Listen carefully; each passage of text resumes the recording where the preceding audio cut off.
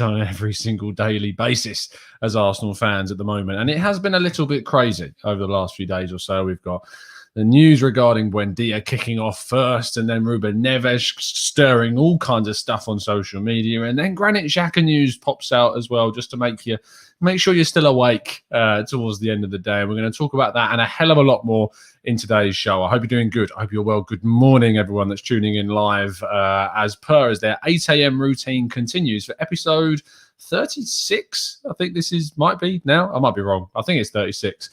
So we're on to the second month. Well into the second month now. And tomorrow, of course, is the day that officially the English-British transfer window opens. We're going to have to wait a little bit to see the European market open. It doesn't open until July 1st. But the 9th of June is when our market opens. We can officially register players, officially make signings and add them to squads and stuff like that.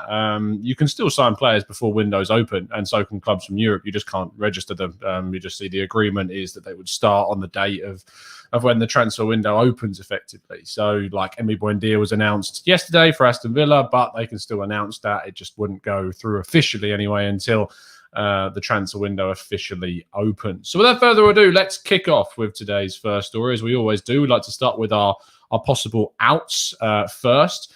And so therefore we're going to kick off with Hector Bellerin, the Spanish right back. Of course, has been with the club for a hell of a long time, but looks this summer to be most likely to leave the club. And Atletico Madrid are very much interested in taking Bellerin. In fact, reportedly, he has become their number one right-back replacement for Kieran Tierney. Kieran Tierney, who was linked to Arsenal at one point, looks to be going off possibly likely to Manchester United to be a backup to Aaron Wan-Bissaka, maybe even to compete with him. And of course, he can cover as a left-back, as shown in the game for England the other day as well. So that's the situation with Bellerin. He is someone that we obviously want to move on. And the figure that's being touted around is around the £20 million mark that Arsenal have set that up for. And when you start to think about the players that we could start moving on, suddenly we're putting together a little bit of a tidy transfer kitty. If you think back to the summer of 2020, Arsenal were unable to make basically any money whatsoever. Did I say Kieran Tierney? I'm so sorry. I've just got Kieran Tierney on the brain. Kieran Trippier. Dearie me. In regards, that's what it is. 36 shows in a row and your brain starts to melt. That's clearly what's going on. But in regards to where Bellerin's at, I completely lost my train of thought. Thanks, guys. In regards to a figure and the money that we can make for these signings, suddenly you can start piecing together a puzzle of how much money Arsenal may be able to make this summer. Aston Villa were the only side that gave money to Arsenal in any kind of shape or form last summer with the signing of Emi Martinez. So there's lots of stuff that we need to obviously gain from selling players. Not only do we need to make money, but we do need to make space in the squad because we are maxed out with our non-homegrown quota. It's good to obviously bring in some experience if we can, because that is lacking in the team too, although the players that we're being linked to are on the more younger side at the moment. So that's something that we need to consider. Let's move over to our next story. Christ, I'm calling Kieran Trippier Kieran Tierney. How am I going to get these next ones wrong? Okay, so we've got Lucas Torreira, I think that's his name. Yep, and Matteo Guendouzi. I'm pretty sure I pronounced that one right as well. These two guys, of course, have been linked with a move away from Arsenal for a significant period of time now. Both of these are moving and inching ever closer to an Arsenal exit, it seems. Whilst we know with Guendouzi, Marseille are certainly the club that are involved in his negotiations in wanting to take him away from Arsenal, and that looks like it could get done before the Euros kick off. Lucas Torreira's destination is less sure. However, links to another Italian club, this time Lazio, have surfaced over the last 24 hours or so. Of course, Lazio are a club linked with Hakan Calhanoglu as well, although that's gone a little bit cold recently. But Lazio are the latest club to be linked to Lucas Torreira, along with the likes of Fiorentina in the past. And of course, we know his desired destination would be Boca Juniors, but financially, it's just not a feasible move right now. But he's a good player for anyone that is able to get hold of him. He doesn't want to stay at Arsenal anymore. He's not getting the minutes, which is a shame because I really thought there was a player and a real talent in him that could have really been utilised at Arsenal, and it hasn't been, of course. But he's going to move away, and hopefully both of these guys can, again, add more money to the transfer fund. If you can get a combined 25 to 30 million for these two, which is possible, in kind of the upper echelons of the two. If you're looking at 15 million, 10 to 15 million each for both of these players, I think that would be a great boost to Arsenal's transfer kitty. You add the 20 million to Bellerin on top of that, suddenly you're swimming in it. And then there's some other players that Arsenal needs to move on as well. So it could get very interesting to how much money Arsenal could have, which is also another reason why Arsenal should look to get their business done early, because as soon as clubs start realising that you've got a lot of money to spend because you've sold quite a few players, then that makes negotiating that much harder. So that's something that club does need to consider in regards to ins as well as outs. Let's go into the possible ins then. And of course, we'll go through all these stories and then we'll get your thoughts and feelings in the chat box at the end. I feel like it just means this flows a lot smoother and quicker, so we can get through the news and then get to your thoughts and questions in the chat box. Jules Kounde, the Sevilla and French international defender, is the links with this guy are not going away. Originally reported by The Athletic, of course. But these links have persisted, and supposedly Arsenal are not deterred by the £50 million price tag that has been set by Sevilla on him. He is certainly a very, very good defender with a hell of a lot of potential to be a world-class player in his own right. He's on that way already. He shows performances on a weekly basis for Sevilla in the Champions League, in La Liga, and hopefully maybe for France this summer as well if he gets minutes, which is going to be tricky considering who they've got in that squad. But considering he knocked out the likes of Konate and Upamecano and these guys at the centre-back role to be in this French international team, it does show how highly rated they have got him on kind of this pedestal. Arsenal are not the only team interested. Chelsea are also another club that are looking at him very heavily. They see him as a player that could probably be a long-term replacement for Thiago Silva when he eventually moves on. But someone who could start for them almost immediately. He's better than what they've got in most areas. He's probably slightly better than Antonio Rudiger, but he's much, much younger and he's got a lot more still to grow and a lot more still to improve. And I think he certainly would be a good signing if Arsenal made him, but I just don't know if it's worth spending £50 million on a centre-back when, if you're going to sign that amount of money in that area, for me, it should be someone that's established, that's going to have an immediate impact already and not necessarily have the risk of potential associated with them. Let's go on to the next story, which is Hakan Calhanoglu, which this story was broken by James Benge of CBS Sports yesterday. Apparently Arsenal are obviously looking around at possible attacking midfield alternatives to Emi Buendia. Now that's moved on, and the fact that Calhanoglu is going to be on a free this summer should he not sign a contract extension with AC Milan, that is obviously a very attractive prospect to Arsenal. They're not the only club that are interested in him because of the fact he would be a free transfer. Of course, there would be signing on fees, wages to think about as well. But he is seemingly on Arsenal's radar, someone that they are concerning themselves with, because we've seen a very credible link with James Benge. If I can get a tactical breakdown done on Calhanoglu, I will endeavour to get one out for you guys as soon as feasibly possible. We did actually do one last summer, I think it was. So if you do want to go and watch the old one that we did, that is still on the channel. You can still go and find it. Just type in Calhanoglu tactical breakdown, the Gooner talk. It will come up. You'll be able to find it. We got some insight from Italy on that one, so make sure you check it out. Moving on to the next story, Julian Brandt, another attacking midfielder that's been linked to Arsenal. It's funny because Drew texted me yesterday saying Dortmund are okay with him leaving. Just you wait and see Arsenal get linked to him once again. And believe it or not, look where we are. He has been linked to Arsenal once again. It's not too strong of a link as we've seen with like Calhanoglu, for instance, but the links have been touted across some of the varying kind of smaller sources that we've seen so far. Dortmund are willing to let this guy leave. It's not particularly gone to plan since his move from Bayer Leverkusen for just over £20 million. The fee to get him would probably be around a similar figure, which would attract Arsenal because it's not too expensive and he's young and he's still got a lot of potential. He hasn't done too well at Dortmund. He's done okay. He's not fulfilled what was expected. He hasn't progressed since leaving Bayer Leverkusen, which is probably a bit of a problem. But there's always the chance that a move to another club could, and regular minutes could, just see a coiled spring explode. And if Arsenal choose to do this, then it would be a bit of a risk. He didn't make my top 10 alternatives to Emi Buendia for reasons basically related to that. But if Arsenal were to sign him, it could turn out to be an astute piece of business, but there's certainly someone else that I think Arsenal are prioritising a hell of a lot more than Julian Brandt, and that man is Martin Odegaard. Of course, this link keeps persisting. He certainly seems to be Arsenal's priority. I mean, according to Chris Wheatley, according to plenty, Charles Watts, we know that this is the guy that Arsenal are wanting. Edu feels confident that he can get a deal done for Martin Odegaard, despite the fact that Real Madrid have said time after time, and reports coming out from AS and Sport in Spain saying that they want to keep hold of him. Despite all of that, it seems Arsenal are adamant about trying to get him. The fact that Odegaard is open to a move to Arsenal is very much the catalyst, the encouragement for this deal to happen, because he wants a stable location. He wants assurances. Arsenal have given him those assurances. Mikel Arteta likes him, and Odegaard knows that he is liked by Mikel Arteta. Because of all those factors, he would be open to the move back to Arsenal on a permanent basis, knowing that he'd be playing week in, week out, which is what he seems to feel is most important to him. Stability, regularity, all of those things he is most intrigued by.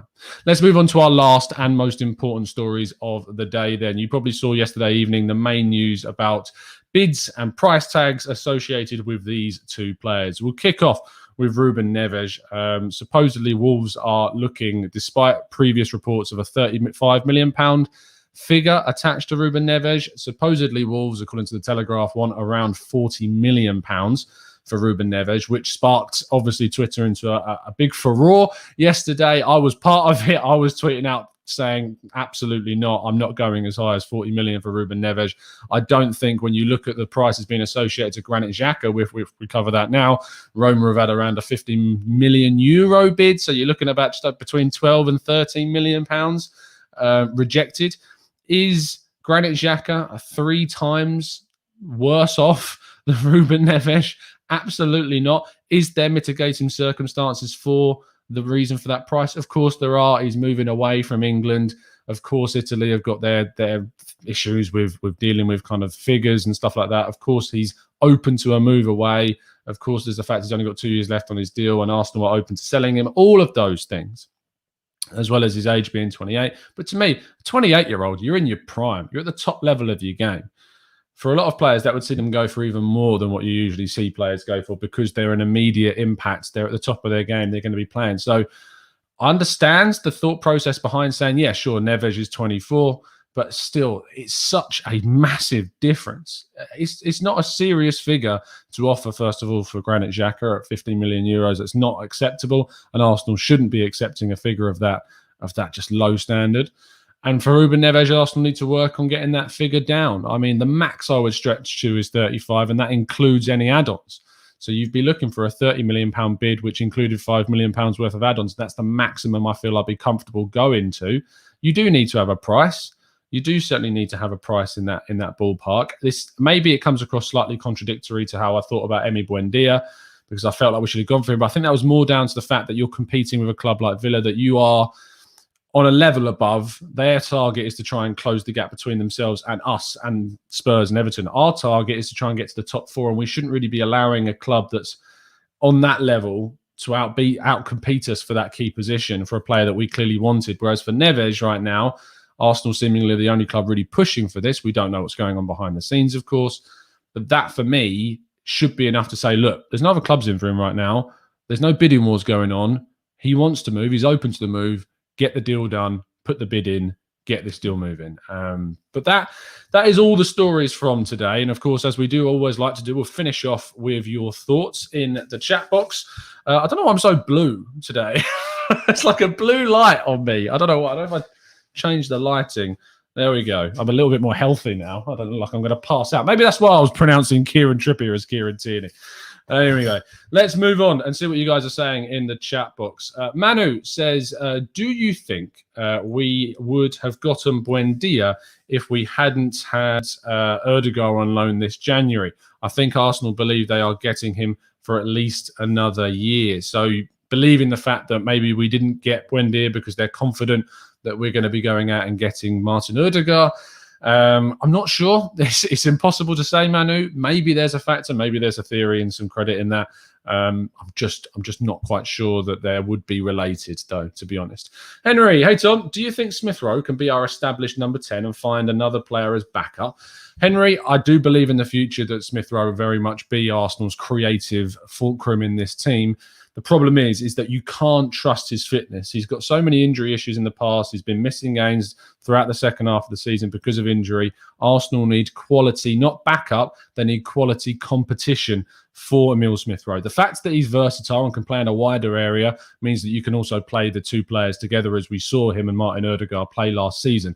So it's very important that you add someone of quality, not with the mindset that they're going to be backup or cover for Smith-Rowe. But I do believe long-term, yes, he will be a very, very key creative figure in the Arsenal team. Let's scroll up a little bit more. Samuel Poston says, Neves gives us leadership. He is young. His skills are better than Xhaka, but 40 million is a lot. 30 million is already pushing it. Langa says, I'm glad Xhaka is leaving. The guy always slows down attacks and stops them altogether by passing back to the keeper. I mean, we know that's not true because, I mean, we've gone through his statistics and know that his forward to backward pass ratio is certainly not something that, I think it's a bit of a myth. I think we've disproved it a hell of a lot on the channel. So yeah, it's not a case of him slowing us down. It's just not maybe as quick as we need him to be. I don't think you would describe him as slowing it down because some of his passes are really important, especially out to the left-hand side. But another reason why I'm hoping, or open anyway, to seeing him move on is because I think Ruben Neves is a better player. I think that he improves us in the areas that we need him to. Whilst he's not as good at passing, his passing is still good. It's because Granit Xhaka's passing is just on such a high percentile, whereas you've got Neves is a very good passer, but he's better defensively, he's better at intercepting, he's better at playing balls into the box more proactively. His leadership skills are good as well, Ruben Neves too. He's obviously captain at a very, very young age of Porto, so that's all there. And yeah, absolutely, I 100% think that we should be looking, if we are going to replace Granit Xhaka, to bring him in. Now, there is a side note to this and saying that I'm not going to be happy if we sell Granit Xhaka and bring in Ruben Neves, and that is it in that department, because I think we should have been looking for another player in that midfield area anyway, of the ilk of Basuma, of a Sambi Lokonga, these types of guys that are more mobile, give you more mobility and key kind of defensive issues being solved at the back, sweepers in front of that back four or back three or whatever you want to use. I think it's important that you still go out and sign your Basumas, because if you just go out and sign Ruben Neves, it's not good enough. It's not what we need to still add to the team. Ruben Neves is a great replacement, in my view, for Granit Xhaka, but we still need to add that different value, that different variable to Arsenal's team this summer. Thomas says, hi Tom, do you think Neves coming in will rule out Basuma? Well, there you go. I don't think it will rule it out, or rather I hope it won't, Tom, but at the end of the day, you never know with this Arsenal team. The answer is it shouldn't rule them out, because they were interested in a central midfielder anyway before Granit Xhaka looked like he was going. So 100%. Oliver Young says, why is nobody talking about Kesse? Another African player I know, but still, yeah, he's got 1 year left on his deal at AC Milan. He's highly rated. Certainly someone that I know Harry Symeou is a very, very big fan of with his Serie A knowledge. But it's just not seemingly cropped up on the radar. It's not certainly something that Arsenal are looking at the moment, which it does surprise me, because I think he fits the profile of what we're looking for. So I am surprised, absolutely. Ivan says, Tyler Adams, the American international for RB Leipzig for the Gunners. No links to him so far. Absolutely none whatsoever. Let's scroll up a little bit and get some other questions. Shailendra says, is there any chance that we sign Odegaard for more than 1 year on loan and keep Willock so we can spend on other positions? The loan possibility of Odegaard, I think, is decreasing by every passing day. He doesn't want to move on loan. He wants stability. He wants the option to be able to stay at a club permanently, know his place. And can you blame the guy? He's been on how many loans since he joined Real Madrid? A ridiculous amount. He doesn't want to turn into a Lucas Piazon who just joined Chelsea and went on a ridiculous amount of loans and then left in his mid to late 20s. You don't want that. Absolutely, you don't want that. Bradley Costello says, Tom, can you do a video on football finances and FFP rules? Because I'm just so confused how everybody else has never had any problems buying. Even teams like Villa and West Ham can afford players. Certainly, if we can get some financial experts into the game, then we will 100% do a more finance-focused show. Hasala says, Tom, do you think that Odegaard can play as a number 8? You would have to have a more defensive-minded number 8 next to him, and I think a number 6 behind him. But there's no reason why it couldn't work. But if you're going to play him as a number 8, you may as well play him as a 10 and use that 8 and 6 as kind of a double pivot behind him. So I think you could do, but I think you'd need contingencies in place if you were going to do that, which I'm not sure Arsenal would be willing to do. Alistair, any news on Bellerin leaving? Yep, scroll back to the start of the video, mate, and we talk a lot about that already. Ify says, Anguissa, Lokonga, Bissouma, get one of them. We already have Oneni and Partey. Yeah, very true. We do, but I think we need to add some clear quality. I don't think Anguissa is good enough to be that quality player for me. Doesn't have the potential side of things either. It's Bissouma or Lokonga all the way. AZ says, do you think another loan for Guendouzi is a better option? Well, no, because he's only got a year left on his deal. We're led to believe this whole report of maybe an additional year. We don't know if there. We don't think he's going to sign a new deal. So no, sell him for whatever we can get and move on 100%. Answer says, would you be happy if we sign Neves, Lokonga, and no Bissouma? Yes, I would. I would be fine with that. I think Lokonga is a fantastically, really good kind of up-and-coming player that's already of a level that would be able to play first-team football. I know that a lot of people, including myself, are very, very hyped on the whole Bissouma situation. And I think that is leading to a lot of hostility when we see links with other players because people are so desperate to get Bissouma, and you shouldn't really... I've learned the hard way with the whole Szoboszlai situation in January. You can't just pin all your hopes on one player because you will end up being disappointed most times. So you need to be open to having other options. And Lokonga is a fantastic talent and certainly one that a lot of big teams like Borussia Dortmund, AC Milan are also interested in. So Neves and Lokonga, 100%.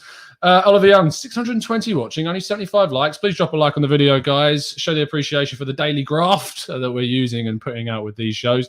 Ian Danil says, Tom, thoughts on Robin Gosens of Atalanta?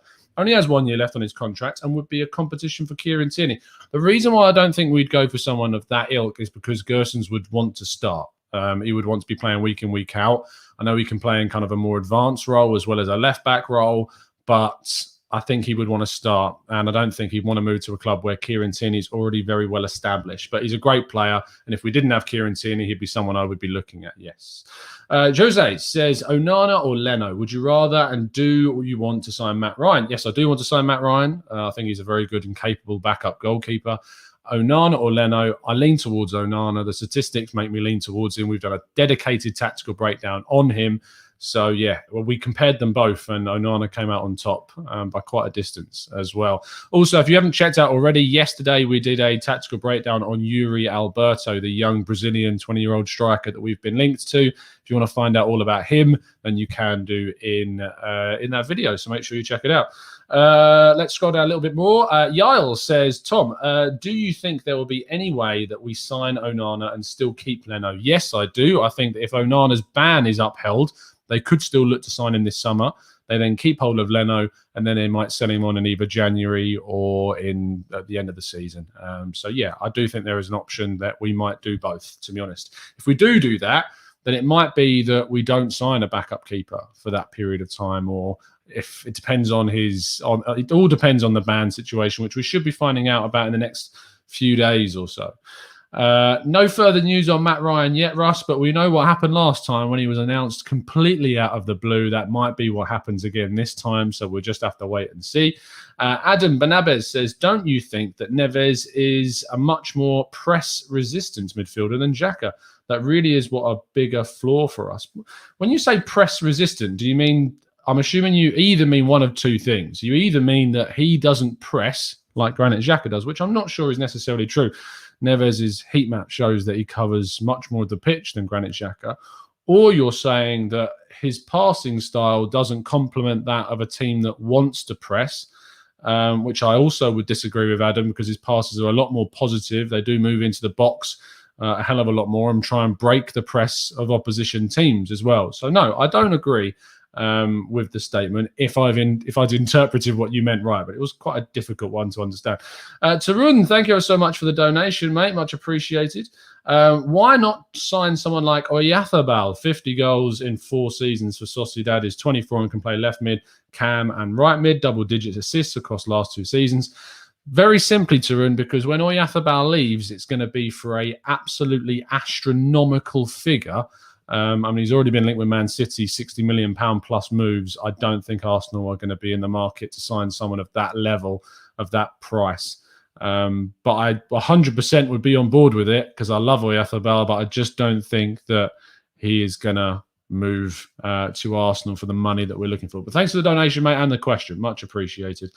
Let's go to Alpha, who says, hey, Tom, Adam meant he doesn't lose the ball as much when being pressed.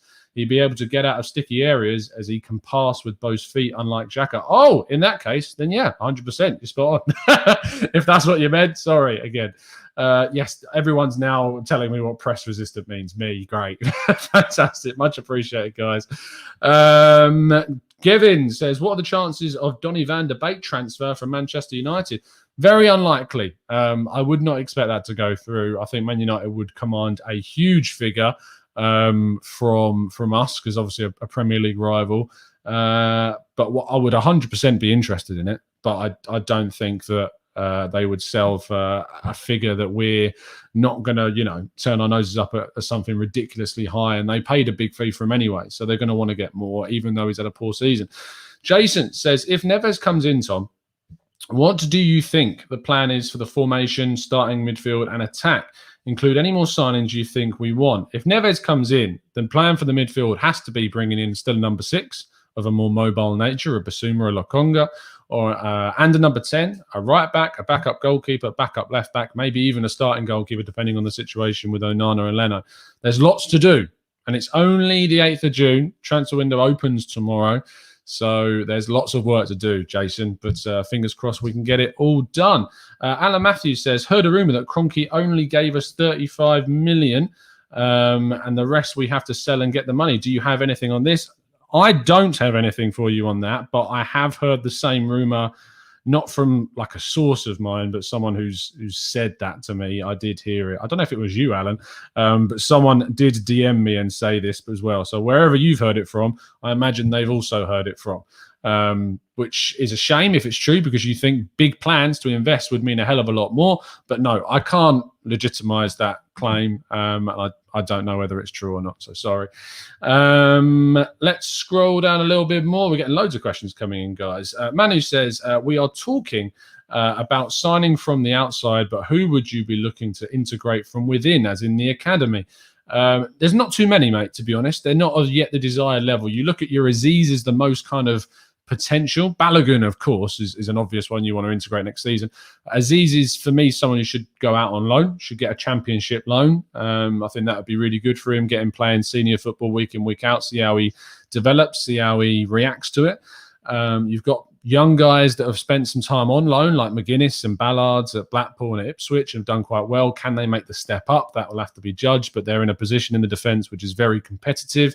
You've got someone like Catalan Kurjan, again, a highly rated kid. You've got Kido Taylor-Hart that's probably going to sign a new professional contract, but isn't really looking to the first team yet. Charlie Patino is another really highly rated youngster, but again, not really at the desired level that we're going to be looking to integrate him into the first team yet. Nikolai Moller. You've got, apparently, I saw an interesting word on George Lewis yesterday, the Norwegian that we signed from Fram Larvik in the summer of 2020. He supposedly is wanted by Arteta to go out alone because they do rate him quite highly, although I didn't think he was tearing up trees for the youth team. So I don't know. He did suffer with a big injury, which obviously kept him out for a while. But yeah, supposedly he's wanted to go out on loan and get some minutes because they think he might have a future. But who knows? We'll have to wait and see on that one. Good question.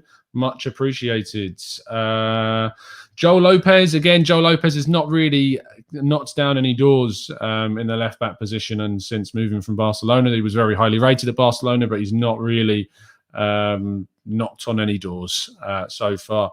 Sahil says, Tom, do you think we should scrap the idea of signing a 10 and focus on centre mids? No, Sahil, because we need a big summer. We should be focusing on multiple areas. Arsenic Gunner says, how highly do you rate Flo Balogun? I rate him highly enough that I'd be willing to let go of Nketiah. I'd be fine with, say, us not signing a striker this summer and letting him get some minutes. That's how highly I rate him, that I don't think we need to go out and sign a striker. So if that gives you any context to your answer, that's probably it. Let's scroll down a bit more and get some more of your thoughts. JD says, I don't think he'll even give us 35 million. Why does everyone think that? Because he said, be excited because he said he'll back Arteta. Come on! Arteta, Edu and Kroenke together are making fools of us fans. JD, as always, giving us the negative pessimism of every single show, along with Yannick. And they must be the same account by this stage. CA says, Tom, do you think Neves is in the mould of a Gundogan or a Jorginho? Every top team needs that style of play. Well, I mean, Gundogan and Jorginho aren't similar, so I wouldn't say they're the same. No one plays with two athletic players. You're right, they don't. You don't typically see it. I think a lot of people are obsessed, and I do use the word obsessed seriously, with the idea of this mobile player. I think we need one, but I think they completely discredit the idea of Ruben Neves coming in because he's got 61 pace on FIFA. Like, if that's the way that you're judging players, by going onto FIFA and doing it, then that's not how you do it. FIFA's not the real world. It doesn't work that way. Hence why I stopped playing it a significant period of time ago. But in regards to the mobility obsession, I think we need someone with more mobility on top of what Granit Xhaka is. Because Granit Xhaka is going, it is important to have your deep line playmaker in the squad, and Neves, I feel, can fill that spot 100%. Tom says, why would we accept under 25 million for Xhaka when we don't need to sell him? 30 million-ish for the younger Neves would be signed. Probably because they're afraid of losing value on him. They're afraid that they're going to want to bring in a midfielder anyway this summer. That probably means that Xhaka won't be starting too many games. And so, therefore, if they can sell him on, then great, because you can get some money for him. That's probably the reason why they're open to selling him, to be honest. Kyle says, believe me, guys, expect big investment this summer. If only we had your confidence, mate. This is Alex says, we should sign Neves because he is great in Football Manager. Michael Otto says, where can we find a deep line playmaker with pace? Probably cost us £100 million. Jasmeet says, Xhaka has 2 years left in his contract. He's 28 years old. Neves has 4 years on his contract, 24 years old. And Neves is the better player. 20 million for Xhaka and 35 million for Neves sounds about right, isn't it? If it's 20 million pounds, yes. If it's 20 million euros, then no, because I don't see Neves still as... I mean, he's 28 years old, Xhaka, which people are using as a negative. He's in his prime. He's at the top of his game. This is not an age where you say, oh, yeah, he's on the way down. No, 28 years of age, like 27 to 30 are your prime years. So you've still got 2 to 3 top years at the top level of your game, with then your 30s to 32s. It's slightly below that beginning of the decline. Then beyond that, it starts to exponentially go downwards. So it doesn't make sense when people say to me, oh, he's 28, so he's worth less. No, that's not how it works. He's in his prime, so he should be at the top of his possible value right now. Potential is money, sure, but potential is a risk. Whereas you know what you're getting with Granit Xhaka, and you can be assured of your investment. So that's why it's different. Oh, dear. Check Perk says, the longer we wait to move for players, the longer we take to buy players. It's the Arsenal way, and it's the why we are mid-table. It's simple. I mean, I don't think just transfers is the reason why we're mid-table. There's a lot of reasons why we're mid-table. But yes. Anyway, let's move on from today's show. I will be throwing out some more content for you this evening. We have, of course, our Arsenal transfer podcast. It is Tuesday, which means our weekly show will be joined by a few people to chat about the Arsenal transfer situation. I look forward to that. That'll be at 5 p.m. UK time. I'm also going to try and get a tactical breakdown out for you within the next 48 hours or so on Calhanoglu to do an updated version of him. If you think we should be covering anyone else, then do let me know. We've already done one on Ruben Neves. You can check that out on the channel. It is I think it's the pinned video if you want to go and check it out. So please do. Anyway, it's been a pleasure to speak to you guys as always. Drop a like on the video if you've subscribed. I mean, drop a like on the video anyway, but drop a like on the video if you enjoyed it, and subscribe to the channel if you're new around here with those notifications turned on so you never miss a show. And as always, up the Arsenal.